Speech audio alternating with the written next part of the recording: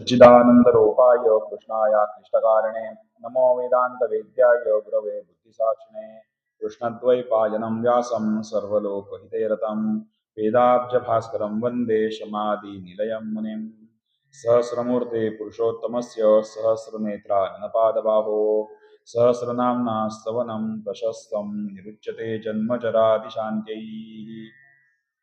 श्रोता वक्ता श्री लक्ष्मीनारायण भगवान की जय।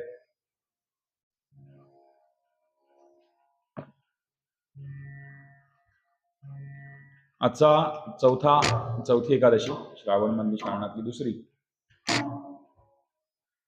युधिष्ठिराने विचारलेल्या 6 प्रश्नांची उत्तरं देताना भीष्मांनी आपल्याला हे विष्णू सहस्त्रनाम सांगितलेलं आहे आणि मागच्या वेळेला आपण एकंदरीत 5 प्रश्नांची उत्तरं बघितली आणि आज शेवटच्या म्हणजे उत्तर देताना शेवटचा प्रश्न पण विचारलेला पहिला प्रश्न त्याचं भीष्मांनी आता उत्तर दिलेलं आहे। या सगळ्याचा विचार करताना हे जे पहिल्या प्रश्नाचं उत्तर आहे हे खूप जास्त विस्तृतपणे दिलेलं आहे, खूप जास्त आहे।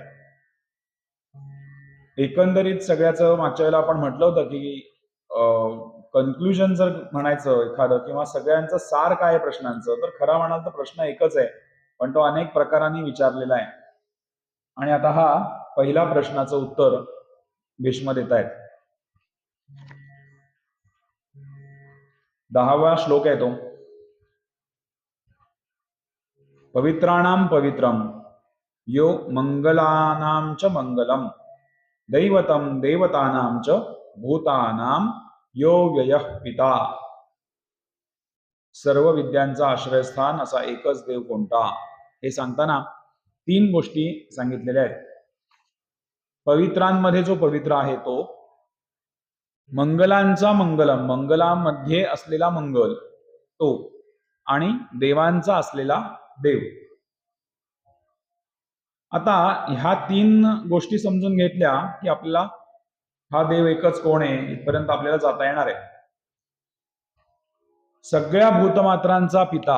आता पवित्रांचा पवित्रम इथे जर का आपल्याला यायचं आहे तर पवित्रांचा, आता आपण एखादी गोष्ट पवित्र आहे म्हणतो, सगळ्यांमध्ये जो पवित्र आहे चांगला आहे त्याला पवित्र म्हणतो। आता पवित्रांचा पवित्र इथे आचार्य आपल्याला असं म्हणतात परम पवित्र, पवित्रांमध्ये सुद्धा पवित्र, परमम पवित्रम, परमम मंगलम, अनेक मंगलांमध्ये असलेला मंगल म्हणून परम मंगल। आता परम पवित्र कधी, एखादी गोष्ट पवित्र आहे असं आपण कधी म्हणतो, गंगेला स्नान करणं, गंगा पवित्र आहे की जी आपल्याला पवित्र करते, आपली पाप तिच्यामध्ये आपण धुवून काढतो म्हणून ती पवित्र आहे। तशाच प्रकारचा विषय किंवा विचार इथे आपल्याला करायचा आहे। परमपुरुष परमात्मा सगळ्यांना सगळ्या पापांना दूर करतो। आपली जी सगळी पापं होतात कळत नकळत, या सगळ्या पापांना जो दूर करतो तो परम पवित्र आहे।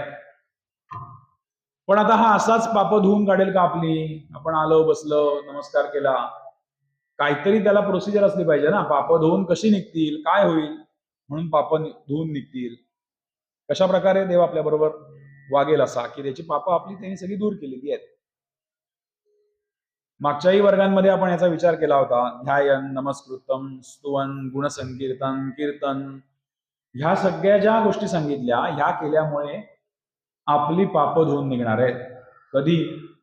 जेव्हा आपण ध्यान करू, दर्शन घेऊ, कीर्तन, स्तुती करू। किती प्रकार सांगितले आचार्य अत्यंत निश्चयाने हे प्रकार सांगतात। ध्यातो दृष्ट कीर्तित स्तुतः संपूजितः स्मृतः प्रणतः पाप मनः सर्वान उन्मूलयती परमम पवित्रम। जो उन्मूलून टाकतो, आपल्या जीवनातून आपली सगळी पाप उखडून धुवून सगळी साफ करून टाकतो, उन्मूलयम इति असं म्हटलेलं आहे। हे सगळं जेव्हा आपण करू तेव्हाही पाप दूर होणार आहेत। ध्यान, दर्शन आणि प्रणाम याच्याविषयी मागच्या वेळेला थोडीशी चर्चा आपण केलेली होती। सगळं सारखंच आहे का? आपल्याला असं वाटतं की ध्यान म्हणजे काय, दर्शन म्हणजे काय आणि प्रणाम म्हणजे काय? बघायला गेलं तर सगळं एकच प्रकार आहे असं आपण म्हणू शकतो, पण याच्यामध्ये थोडा थोडा फरक आहे, सूक्ष्मातला फरक आपण म्हणतो तसा। आपल्या ध्यानामध्ये जोपर्यंत देव येत नाही तोपर्यंत खरं दर्शन झालं असं म्हणता येणार नाही। सूक्ष्मातला फरक. कारण ध्यान मी केलं देवाचं म्हणजे काय केलं, दर्शन घेतलं म्हणजे काय केलं, आणि नमस्कार केला म्हणजे काय केलं. सामान्यतः विचार केला तर एकच गोष्ट केली म्हणजे हे सगळं केल्यासारखं आहे, पण असं नाही आहे. जोपर्यंत आपल्या ध्यानामध्ये भगवंत येत नाही तोपर्यंत खरं दर्शन म्हणता येणार नाही. आता खरं दर्शन म्हणजे काय, एकात एकात गुंतलेल्या गोष्टी आहेत. आपण देवळात आलो, देवाला हात जोडून नमस्कार केला, कुणी साष्टांग नमस्कार केला, प्रदक्षिणा घातली, आणखीन काही प्रकाराने घेतलं, हे सगळं दर्शन म्हणायचं का? याला म्हणायचा नमस्कार, प्रणाम. म्हणजे आम्ही जेव्हा दर्शन याविषयी बोलतो त्यावेळेला अनेक वेळा ही संकल्पना सांगतो की नमस्कारातून प्रत्येक वेळेला आपल्याला आनंद मिळाला पाहिजे की नाही देवळात आल्यावरती, पण नमस्कारातून प्रत्येक वेळेला आनंद मिळेलच याची खात्री नाहीये. पण दर्शनातून नेहमी आनंद मिळतोच मिळतो, असा सूक्ष्मातला फरक त्याच्यामध्ये आहे. आपण मूर्तीला नमस्कार केला, डोळे उघडे ठेवून नमस्कार करावा असं आम्ही अनेकांना सांगतो. डोळे उघडे ठेवून नमस्कार कर, देवासमोर जायचं आणि डोळे मिटून नमस्कार करायचा. आपल्याला ती मूर्ती दिसली का, आपण आपल्या डोळ्यांमध्ये आपल्या बुद्धीमध्ये ती मूर्ती साठवली का, तर आपण घरी गेल्यानंतर आपल्या डोळ्यासमोर ती येईल किंवा डोळे मिटल्यावर ती आपल्या समोर येईल. त्यामुळे डोळे उघडे ठेवून नमस्कार केला आणि डोळे मिटल्यानंतर पुन्हा तीच मूर्ती तशा प्रकाराने जर आपल्या समोर आली तर ते दर्शन होऊ शकतं. म्हणजे परमात्मा परमेश्वर. आता दर्शन घ्यायचं ना तर आणखीन त्याच्यामध्ये थोडं एक बाजूने जाऊन आणखीन एक विषय सांगतो. दर्शन, की दर्शन किती प्रकारे घ्यायचंय आपल्याला, कसं घ्यायचंय. मूर्तीचं दर्शन घ्यायचंय. दिसते कशी मूर्ती, हातामध्ये काय आहे, आयुध काय आहेत का, आजूबाजूला कोणी प्राणी भक्त कोणी आहेत का, भाव काय आहेत मूर्तीच्या चेहऱ्यावरती, दिसतो कसा. दुसऱ्या प्रकारचं दर्शन एक आहे देवाचं घेताना, ते म्हणजे चरित्राचं दर्शन.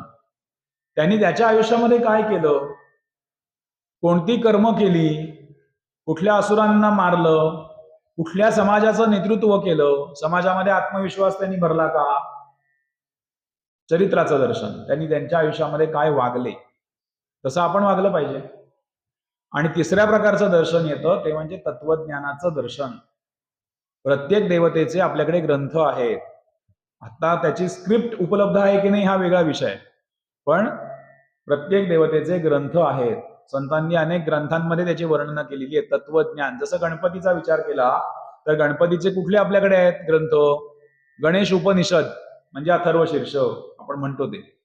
पण जोपर्यंत त्या अथर्वशीर्षामध्ये काय लिहिलंय याची चर्चा आपण करत नाही तोपर्यंत त्याची पारायण करून सहस्रावर्तन करून काही फायदा होईल असं मला वाटत नाही. त्याच्यामध्ये अहम ब्रह्मास्मी, तत्वमसी याच्या सगळ्याचा आपण विचार केला पाहिजे. अर्धेंदुलसतम तारेणरुद्धम का लिहिलंय हे सगळं, या तत्वज्ञानाचा विचार केला पाहिजे. गणपतीची आणखीन एक गीता पण आहे, गणेश गीता म्हणतात त्याला, जशी भगवद्गीता आहे. कृष्ण आणि अर्जुनाचा संवाद आहे त्याच्यामध्ये भगवद्गीतेमध्ये, तसा गणेश आणि वरेण्य राजा, वरेण्य नाव आहे त्याचं, वरेण्य राजाने काही प्रश्न गणपतीला विचारलेत आणि तेव्हा गणपतींनी उत्तरं दिलेली आहेत. ती गणेश गीता आहे. शिवगीता आहे. शंकरांनी स्वतः महादेवांनी प्रत्यक्ष रामचंद्रांना तत्वांचा उपदेश केलेला आहे, तत्व सांगितलेलं आहेत रामाला, त्याला शिवगीता असं म्हणतात. असे अनेक तत्वज्ञानाचे आधारित असलेले ग्रंथ आहेत. त्याचा आपण अभ्यास केला तर तत्वज्ञानाचा अभ्यास केला असं होईल, आणि तर खऱ्या अर्थाने हे 3 प्रकारे दर्शन आपण घ्यावं. आम्ही कुठलीही मूर्ती जेव्हा समजावून सांगतो, गणपतीच्या उत्सवात, शंकराच्या उत्सवात, दत्तांच्या उत्सवात, राम, मारुती, ह्या सगळ्यांच्या उत्सवांमध्ये या 3 प्रकारे दर्शन घेण्याचा प्रयत्न असतो. तर अशा प्रकारे घेतलं तर ते दर्शन, नाहीतर काय प्रणाम, नुसता नमस्कार राहील. पण ते शेवटी कसं आहे माहितीये का, हात जोडल्याशिवाय नमस्कार पण होत नाही, प्रणाम होत नाही, त्याशिवाय दर्शन होत नाही. या एकात एक गुंतलेल्या गोष्टी आहेत. पण माझ्यामधली पापं जर आपल्याला संपवायची आहेत स्वतःमधली, तर या सगळ्या गोष्टी करणं हे आवश्यक आहे. आणखीन एक आपल्याला आचार्य असं सांगतात की कीर्तन केलं पाहिजे, स्तुती केली पाहिजे. आता स्तुती आणि कीर्तन दोन्ही एकच आहे का परत? दिसायला तर असं दिसतं की एकच आहे. कीर्तनकार काय करतात, स्तुती करतात ना भगवंताची. आता आपण काय करतोय, भगवंताची स्तुती करतोय. पण स्तुती करताना आणि कीर्तन करताना मध्ये थोडासा फरक असा आचार्य आपल्या लक्षात आणून देतात की स्तुती करताना कोण कोण आहेत तिथे? भगवंत आणि तुम्ही दोघच जण आहात. स्तुती करताना आपण भगवंताची स्तुती त्याच्या समोर बसून करायची. त्याला तू कसा छान आहेस, तू कसा चांगला आहेस हे सांगायचंय. इथे अपेक्षित दोघच जण आहेत, तो आणि मी.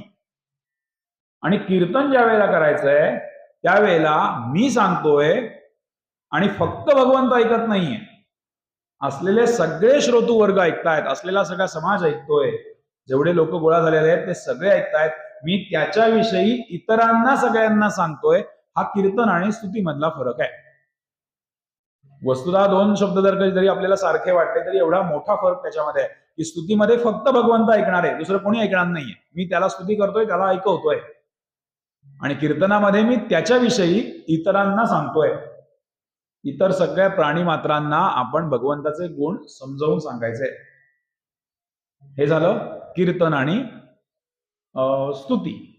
त्याच्या आधी बघितलं दर्शन आणि नमस्कार प्रणाम याविषयी. आता आणखीन गोष्ट काही करायला सांगितली आपल्याला, स्मरण आणि ध्यान हे पण सांगितलंय करायला. मग ध्यान करायचं म्हणजे काय करायचं आणि स्मरण करायचं म्हणजे काय करायचं, छोटासा फरक त्याच्यामध्ये पण आहे. स्मरण ही ध्यानाची पहिली पायरी आहे म्हणूया. मुळात आपल्याला स्मरण राहायला पाहिजे ना, आपल्या लक्षात राहायला पाहिजे की भगवंत माझ्यातच आहे, माझ्या बरोबरच आहे, मी आणि भगवंत वेगळा नाही. हे आपण विसरतो ना अनेक वेळेला. हे आपल्या लक्षात राहिलं पाहिजे, हे स्मरणात राहिलं पाहिजे. ही ध्यानाची पहिली पायरी आहे. हे जर लक्षात नसेल, हे स्मरणात राहिलं नाही तर ध्यान होऊच शकत नाही.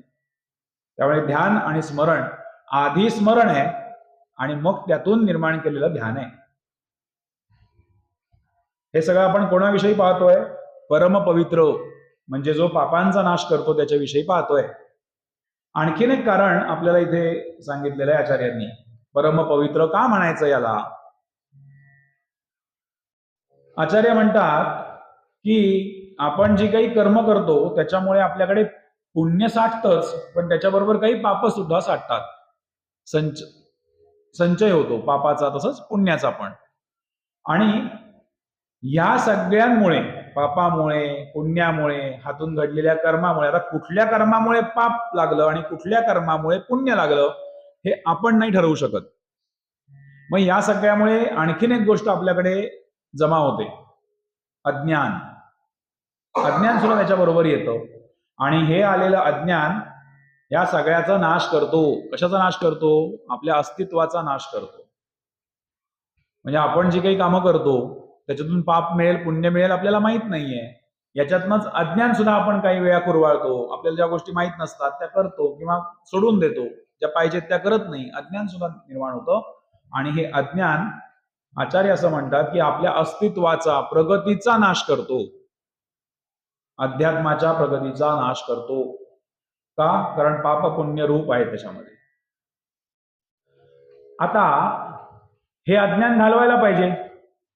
अशा अज्ञानाचा नाश कोण करणार? ज्ञानस्वरूप, ज्ञानच करणार. तुम्ही ज्ञान मिळवा म्हणजे अज्ञानाचा नाश होईल. असा ज्ञानस्वरूप हा परमात्मा आहे, म्हणून त्याला परमपवित्र म्हणायचं. शुद्ध ज्ञान म्हणजे देव, परमात्मा. प्रज्ञानम ब्रह्म, 4 महावाक्य आहेत वेदांची. मागे एकदा सांगितली होती, पुन्हा सांगतो. प्रज्ञानम ब्रह्म एक आहे. त्याच्यानंतर अहम ब्रह्मास्मी, तत्वम असी. अहम ब्रह्मास्मी, तत्वम असी, प्रज्ञानम ब्रह्म आणि एक आहे, आठवेल मग सांगतो. असं शुद्ध ज्ञान म्हणजे देव आहे, म्हणून तो परमपवित्र आहे असं म्हणतात.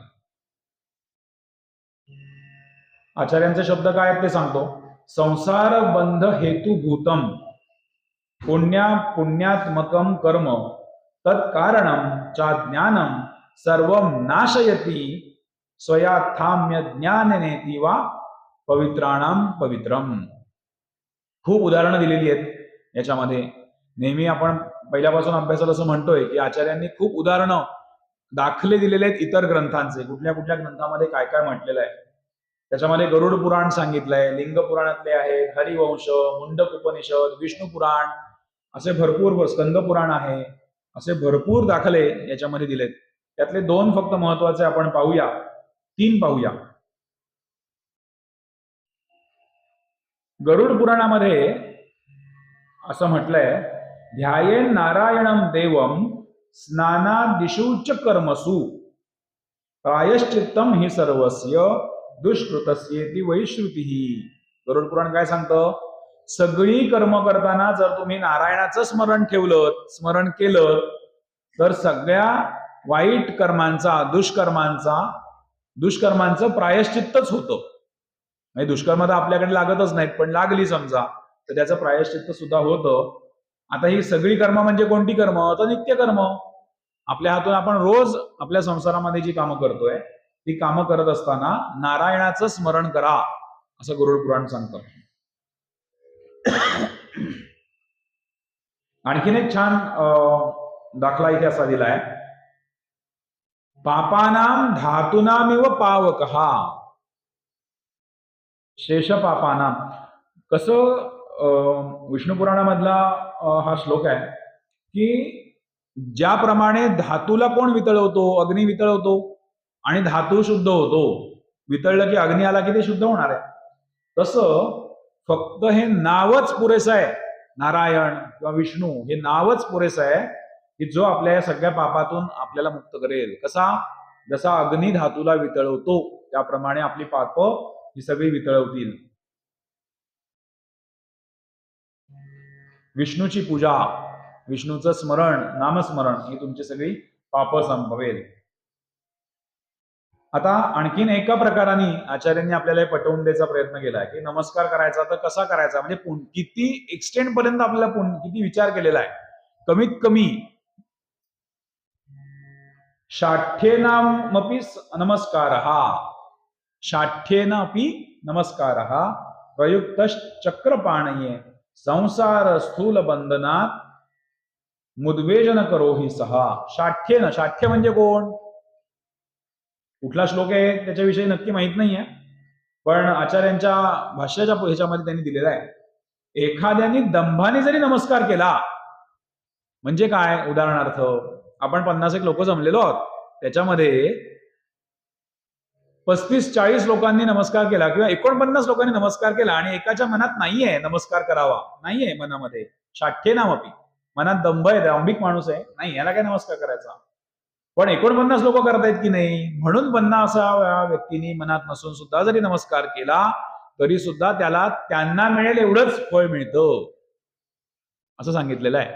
म्हणून काय सांगतात की प्रणामाची सवय लावा. तुमच्या मनात नसेल तरी सुद्धा नमस्कार करण्याची सवय ठेवा, आणि मनात नसला तरी नमस्कार केला तरी सुद्धा फळ हे चांगलंच मिळणार आहे, नक्कीच वाईट मिळणार नाही.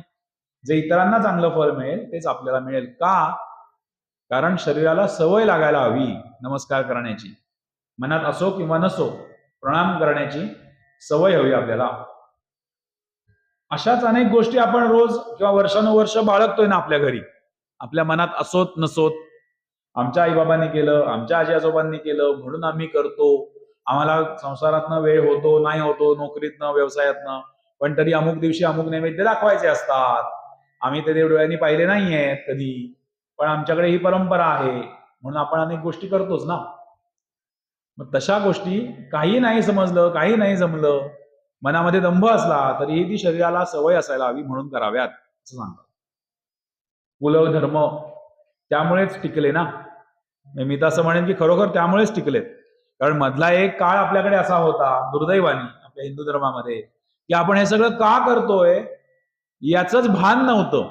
करत होते पण का करतोय याच्याविषयी काही ज्ञान नव्हतं. पूर्वजांनी केली म्हणून आम्ही पुढे करतोय. आता पुन्हा एक काळ असा येतोय हळूहळू की आता आपण अभ्यास करतोय सगळे मिळून, समजून घेतोय की हे का केलं असेल त्यांनी, मधल्या काळातल्या लोकांनी. पण जुन्या लोकांनी ज्ञानपूर्णतेकडे जाऊन या गोष्टी सांभाळल्या, ज्ञानपूर्ण स्वभावाने या गोष्टी सांभाळल्या. समजा मधल्या काही पिढ्यांनी त्यांनी केलं म्हणून यांनी केलं असं जरी केलं असेल तरी त्यामुळेच हे सगळे कुळाचार, कुळधर्म हे सगळे टिकलेत आपल्याकडे. का? कारण त्यांनी शरीराला सवय लावून घेतली हे सगळं करण्याची. चांगल्या सवयी सुटू नयेत म्हणून संत सुद्धा काम करतात. म्हणजे काय, आता एक छोटी गोष्ट त्याच्यामध्ये आहे की एकदा समर्थ भिक्षेला जातात. आपण ऐकली असेल अनेक वेळा ती गोष्ट, की समर्थ रामदास स्वामी भिक्षेला जातात आणि एका घरी गेल्यावर भगवती भिक्षान देही म्हटल्यावरती बाहेर कोणी येत नाही. थोड्या वेळाने ती आतली भगिनी बाहेर येते आणि सांगते, माझ्याकडे आज द्यायला काही नाहीये. रोज ज्या घरामध्ये भिक्षा मिळते त्या घरामध्ये आज द्यायला काही नाही. म्हणून समर्थ असं सांगतात, तू काळजी करू नकोस, तू घरात जा आणि चुलीत एक चिमूट राखुंडी आण आणि मला भिक्षा म्हणून घाल. समर्थांची आज्ञा आहे, तिला पटलं नाही मनाला, अनेक प्रश्न निर्माण झाले, पण समर्थांची आज्ञा आहे म्हणून ती गेली, चिमूटभर राखुंडी आणून त्यांच्या जुन्या असलेल्या भिक्षेत ती राखुंडी मिसळली त्यांनी. तिला साहजिक प्रश्न पडला की मी तर द्यायला काही नाहीये माझ्याकडे, पण तुम्ही आत्ताची काही 2-4 घरं भिक्षा गोळा करून आणली, ती पण तुम्ही या राखुंडीमध्ये त्याच्यामध्ये राखुंडी घातली. समर्थांनी असं सांगितलं, तू रोज मला भिक्षा वाढतेस, आज तुझ्या घरात काही नाही, आजची सवय तुझी जायला नको ना देण्याची, मी तुझ्याकडून राखुंडी सुद्धा घेईन. उद्या ज्या वेळेला तुझ्या घरामध्ये काहीतरी असेल त्यावेळेला तुम्हाला देणारच आहेस. ही काळजी आपली, आपल्याकडून सत्कर्म घडावं, आपली सवय, चांगल्या सवयी आपल्या मोडू नयेत म्हणून आपले सद्गुरू पण आपल्याकडून हे कामं करून घेत असतात. म्हणून आचार्य सांगतात की चांगल्या सवयी सोडू नका. शरीराला सवय ठेवा, मनात नसलं तरी सुद्धा नमस्कार करा, असा एक दाखला इथे आपल्याला आचार्य देतात.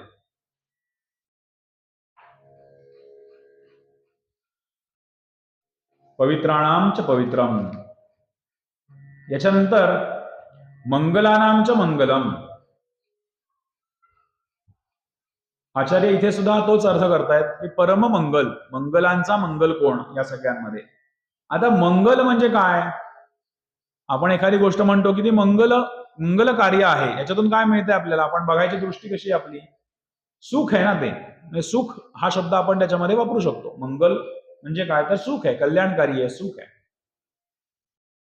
मंगलम सुखम तत् साधनम तत् ज्ञापकम असं म्हटलेलं आहे.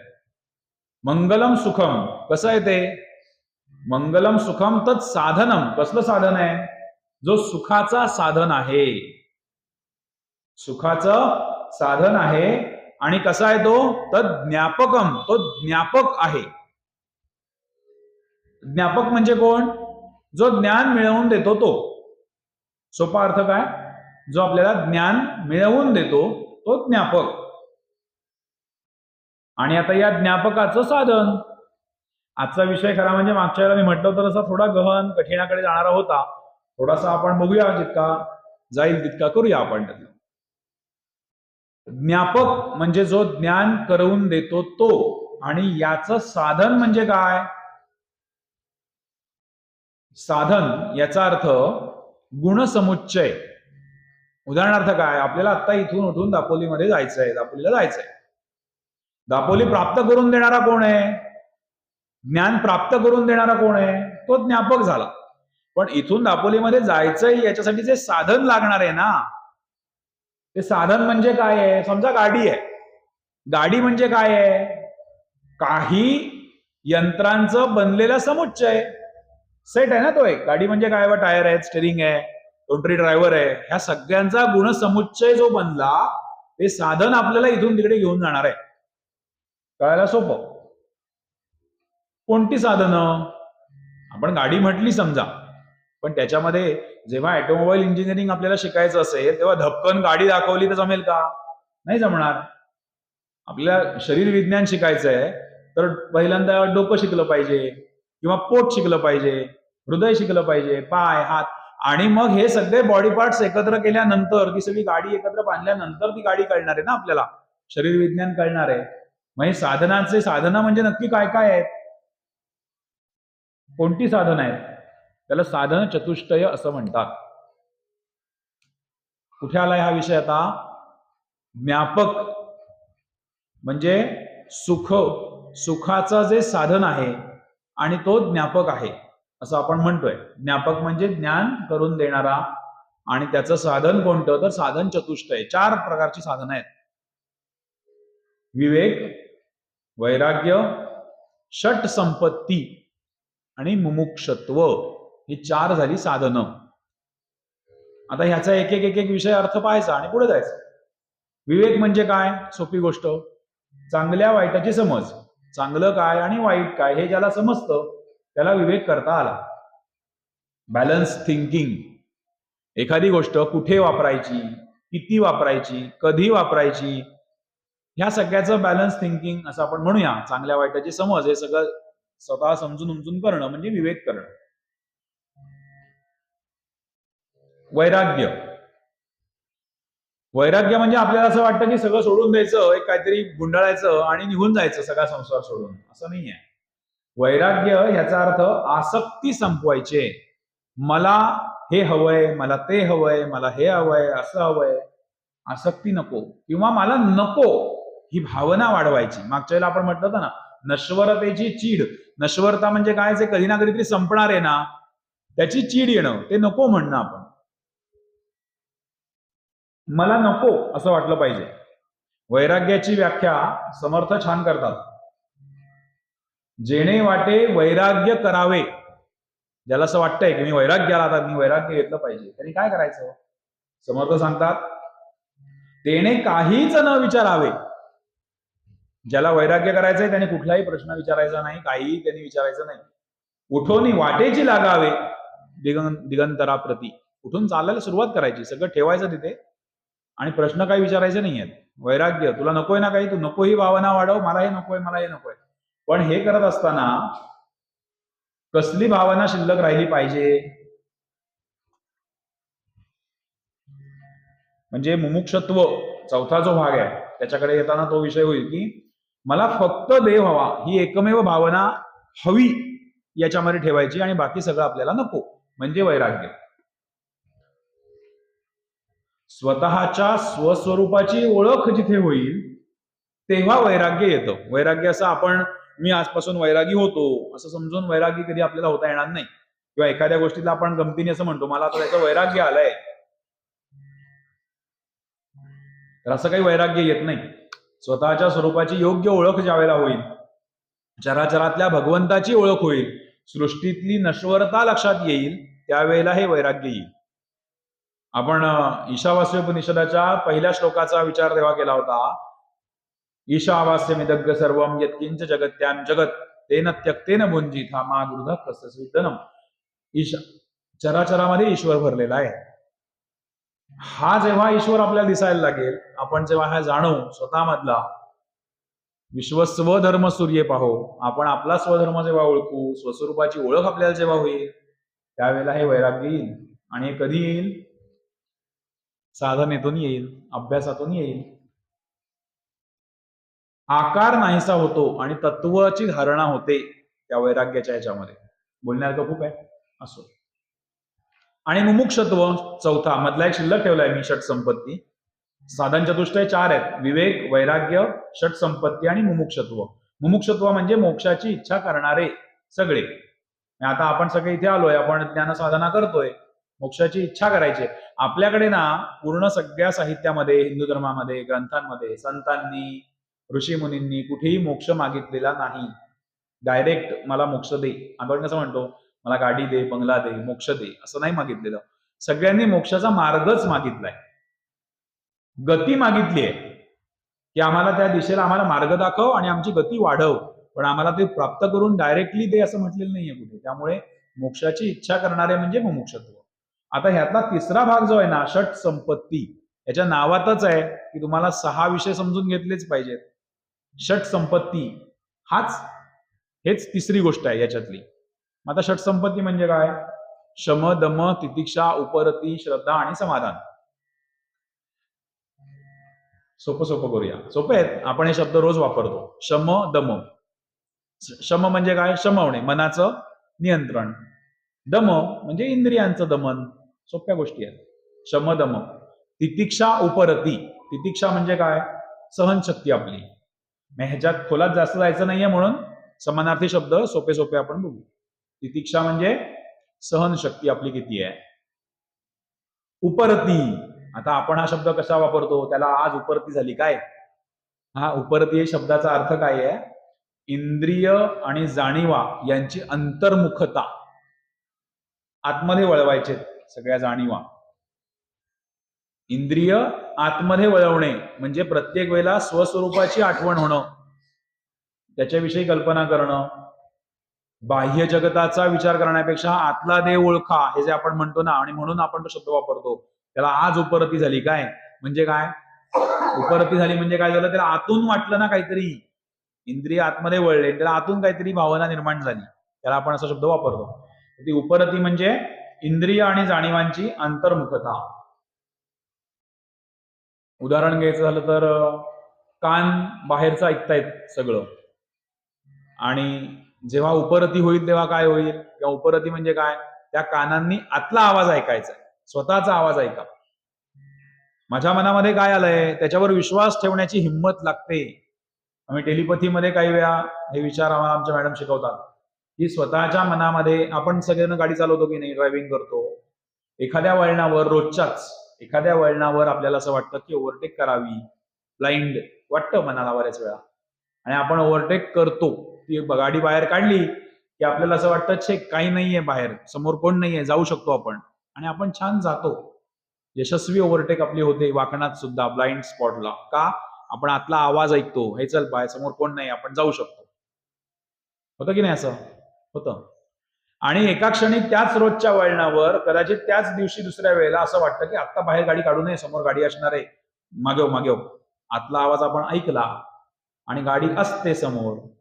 असं बऱ्याच वेळा होतं. अशी उदाहरणं घेतल्याशिवाय आपल्याला ती संकल्पना स्पष्ट होत नाही. कान बाहेरचा ऐकत होते, आता स्वतःचा आवाज ऐका. श्रद्धा म्हणजे श्रद्धा नेहमीप्रमाणे, आणि समाधान. आता हे वरचं सगळं आहे ना, शम दम तितिक्षा उपरती श्रद्धा, हे सगळं मिळालं की जे मिळतं त्याला म्हणतात समाधान. हे झालं साधन चतुष्टय: विवेक, वैराग्य, षटसंपत्ती आणि मुमुक्षत्व. आता हे मुमुक्षत्व कधी मिळतंय? मोक्षाची इच्छा होणारे कधी? जेव्हा इतर सगळ्या इच्छा संपतात त्यावेळेला मोक्षाची इच्छा होते. सगळ्या इच्छा संपल्यानंतर आपल्याला वेळ मिळतो मोक्षाविषयी विचार करायला. तोपर्यंत वेळच मिळत नाही. मला हे हवंय, ते हवंय, ते हवंय, आपण गुरफटलेला असतो सगळ्यामध्ये. त्यामुळे ह्या सगळ्या इच्छा जेव्हा संपतात तेव्हा मोक्षाची इच्छा करायला आपल्याला वेळ मिळतो. मोक्ष सोडून इतर इच्छा संपणं असा अर्थ इथे अपेक्षित आहे. फक्त इच्छा कसली राहिली पाहिजे? मोक्षाची इच्छा राहिली पाहिजे. अशा प्रकाराने साधन आणि ज्ञापक या दोन पद्धतीने जो समाजाला सांभाळतो तो आहे परममंगलम असा देव. आपली सगळी चर्चा परम मंगलमची चाललेली आहे. मंगल म्हणजे सुख, आणि तिथपासून आपण इथे आलोय आता की साधन चतुष्टय आपण समजून घेतलं आणि ज्ञापक समजून घेतला. अशा दोन पद्धतीने जो समाजाला सांभाळतो त्याला म्हणतात परम मंगलम. सुख प्रदान करतो, मांगल्य प्रदान करतो, हा झाला परम मंगलम. आज आपण इथे थांबूया. आपण दोन गोष्टी पाहिल्या, परम पवित्रम आणि परम मंगलम. याच्यानंतर दैवतम देवतानांच हा एक विषय येईल, आणि पुढच्या वेळेला आपले हे 6 प्रश्न पूर्ण होऊन आपण विश्वम विष्णूरला त्याच्या पुढच्या वर्गाला आपण जाऊ शकतो असं मला वाटतंय. विष्णू सहस्रनाम जसं अथर्वशीर्षामध्ये सांगितलेलं आहे, इदम अथर्वशीर्षम अशिष्याय न देयम, कुणालाही हे अथर्वशीर्ष देऊ नका, त्याची योग्यता बघा, त्याची पात्रता बघा आणि मग द्या. तसं भगवद्गीतेमध्ये सुद्धा कृष्ण सांगतात ना अर्जुनाला, हे तू कोणाला सांग, ही भगवद्गीता कोणाला सांगावी, कोणाला सांगू नये, याचे काही नियम आहेत, त्याच्या पात्रता आहेत. तसं विष्णू सहस्रनाम कोणी ऐकावं, कोणाला सांगावं, याविषयी चर्चा पुढे केलेली आहे. विष्णू सहस्रनाम ऐकून पठण करून समजून घेऊन काय मिळणार आहे आपल्याला, विष्णू सहस्रनामाची फलश्रुती काय आहे, याविषयी सुद्धा चर्चा आपण पुढच्या भागामध्ये करूया. आज आपण परम पवित्रम आणि परम मंगलम हे पहिल्या प्रश्नाचं उत्तर देताना आचार्य जे सांगतायत त्याच्यामधला थोडासा भाग आपण पाहिला. अजून दैवतम देवतानांच आणि त्याच्या पुढे आपल्याला पुढच्या भागामध्ये आपण पाहूया. गुरुर्ब्रह्मा गुरुर्विष्णू गुरुर्देवो महेश्वरः, गुरुरेव परम तत्व तस्मात् गुरुमुपाश्रये. श्रोता भक्ता श्री लक्ष्मीनारायण भगवान की जय.